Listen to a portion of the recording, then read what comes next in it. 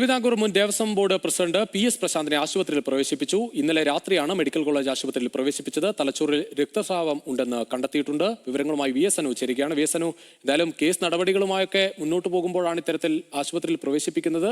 അവിടെ നിന്നുള്ള വിശദാംശങ്ങൾ. രുചീഷ, മുൻ Thiruvithamkoor Devaswom board president PS പ്രശാന്തിനെ ഇന്നലെ രാത്രി 10:30 കൂടിയാണ് തിരുവനന്തപുരം മെഡിക്കൽ കോളേജ് ആശുപത്രിയിലേക്ക് മാറ്റിയിരിക്കുന്നത്.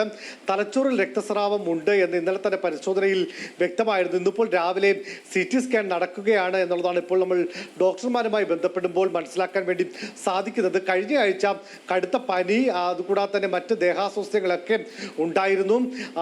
പ്രശാന്തിനെ സംബന്ധിച്ച് നേരത്തെ അദ്ദേഹത്തിന് ബ്രെയിൻ ട്യൂമർ വന്ന് അതുമായി ബന്ധപ്പെട്ട ചില ചികിത്സകളും സർജറിയും ഒക്കെ നടന്നിരുന്നു. അതുകൊണ്ട് തന്നെ ഈ കൂടുതൽ ശ്രദ്ധിച്ചില്ല എങ്കിൽ ഈ പാരാലിസിസിലേക്കൊക്കെ പോകാനുള്ള സാധ്യത ഉണ്ട് എന്നാണ് ഡോക്ടർമാർ പറയുന്നത്.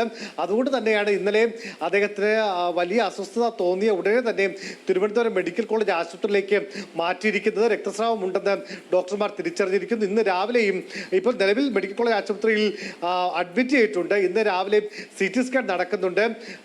മറ്റ് തുടർ ചികിത്സകൾ അല്ലെങ്കിൽ പരിശോധനകൾ എന്തൊക്കെ വേണമെന്നുള്ളത് അല്പസമയത്തിനകം അറിയാൻ വേണ്ടി സാധിക്കും.